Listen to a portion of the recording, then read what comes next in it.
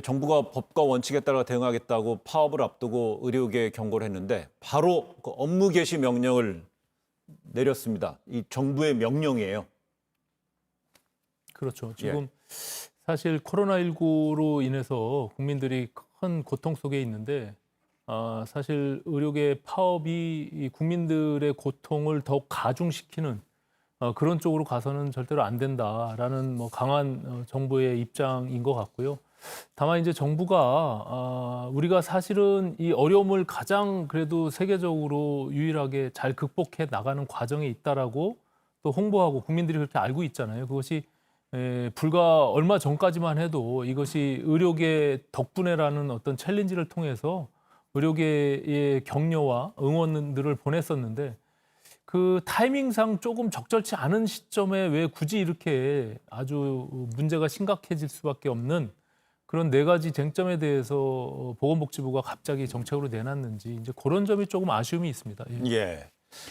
그런데 앞서서 오늘 이제 행정 업무 개시 명령 내리게 되면은요, 안 하게 되면 나중에 이제 법적인 처벌이 강하게 뒤따른다고 이제 이미 저희 전문가랑 진단해 봤는데 대통령 그랬죠, 정세균 총리 강하게 했죠. 이번에 또 민주당 이해찬 대표도요, 국민의 신뢰를 잃으면 더 큰 불이익을 받게 될 것이다. 이렇게 경고에 나섰습니다. 네, 정부가 처벌을 목적으로 그런 이야기를 했다기보다 그만큼 심각한 상황이다라고 네. 하는 엄중한 경고의 메시지라고 생각이 듭니다. 정의당의 입장에서도 시민들이 자신의 권리를 위해서 여러 가지 단체 행동을 하는 것을 다 존중받아야 된다고 생각은 하지만 네. 의료인들이라고 하는 그 집단이 갖는 독특한 지위가 있다고 생각합니다. 사람들의 생명을 다루는 집단이고 그래서 의료인의 원칙 중에 환자에게 해를 끼쳐서는 안 된다라는 원칙을 다 같이 자신의 사명으로 갖고 있지 않습니까? 네. 거기다 최근에는 이제 N차 감염까지 발생을 하고 어디에서 확진이 시작됐는지 이게 어디까지 번질지 모르는 엄청난 위기의 어떤 국면에 놓여 있습니다.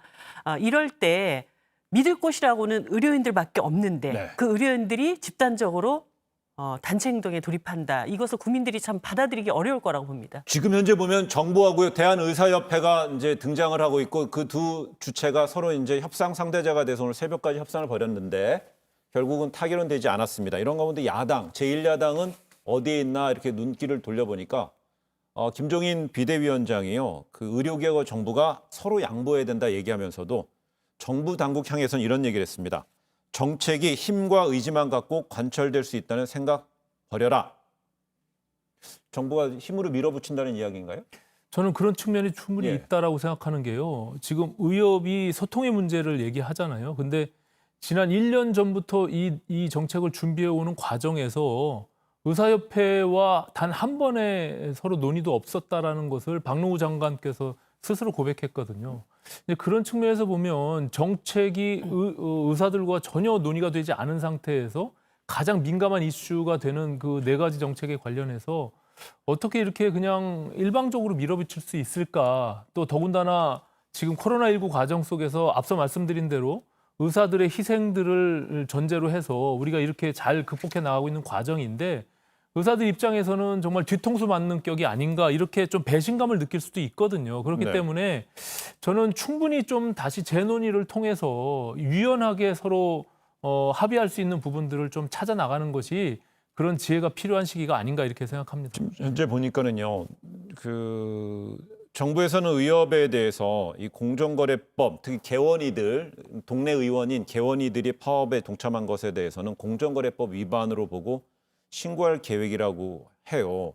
이런 상황에서 문재인 대통령이 앞서서 이제 국민 생명을 담보로 한 파업에 타당하지 않음을 강조했는데 오늘 문재인 대통령 이런 얘기도 했습니다.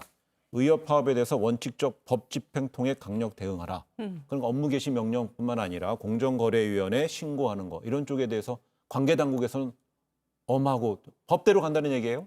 네, 지금 사실 이 정부와 의료진들이 치킨 게임으로 가서는 안 되기 네. 때문에 그것으로 인해서 피해를 입는 사람들은 국민들밖에 없습니다. 그래서 정부 입장에서는 기존에 제출했던 네 가지 그 정책 방향에 대해서 일단 유보를 하겠다. 그리고 이 코로나 국면이 끝나고 나서 의료진들과 뭔가 협의할 수 있는 그런 과정들을 만들어 가겠다. 이렇게 한 발 물러선 겁니다. 그러니까 네. 한마디로 휴전협정을 제안을 한 것이죠. 그렇게 되면은 의사협회에서도 일단은 지금은 모든 것에 우선하는 것이 코로나 방역이고 환자들을 보호하는 것이기 때문에 정부의 제안을 지금쯤은 좀 받아들이는 것이 좋지 않은가. 그런데 이제 그것조차도 가합의가 다시 깨지는 상황이 되다 보니까 정부로서 선택할 수 있는 방안은 이제 강력한 법 집행이라고 하는 그런 수단을 들고 나온 것인데 오늘이라도 저는 의료협회에서 이것이 무슨 처벌을 하고 그 행정명령을 내리고 이것보다 중요한 것은 일단 멈추는 것입니다. 그래서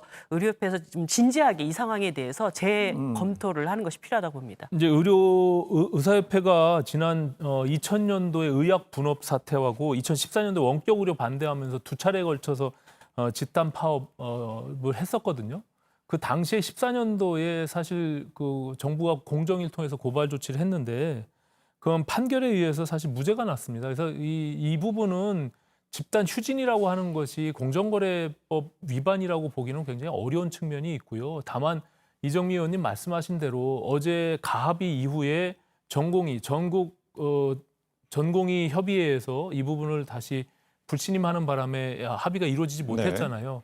좀 특이한 부분들은 인턴 레지던트라고 하는 이런 전공의가 적극적으로 나서서 이 총파업에 앞장서고 있는 이런 지금의 상황이 과거의 집단 파업하고 좀 다른 측면이 있거든요. 네. 근데 거기에 좀 주목할 필요가 있고요. 한편으로 보면 이분들의 경우는 본인들이 수련을 받는 과정이기도 하지만 또 노동권을 보장받아야 되는 또 그런 이중적인 어떤 직위에 해당되고 있거든요. 그렇기 때문에 정부가 너무 한쪽으로 너무 일방적으로 몰아붙일 것이 아니라 지금 아까 말씀드린 4가지라고 하는 것이 기본적으로 의대의 정원을 증원하는 것과 공공의대 설립, 또 첩약, 한방 첩약의 급여화, 또 비대면 진료 육성 요 4가지거든요. 그중에 단계적으로 좀 할 수 있는 방법들을 좀 서로 협의하고 또 정원의 경우도 지금 한 해에 400명씩 10년 동안 4,000명을 못 박아서 추진하겠다고 했는데 그 인원에 대해서도 의협이 완전히 네. 한 명도 저 정원을 늘리면 안 된다고 하는 것이 아니기 때문에 조금 협의를 통해서 결정하는 것이 좋지 않겠는가 이런 생각을 갖습니다. 근데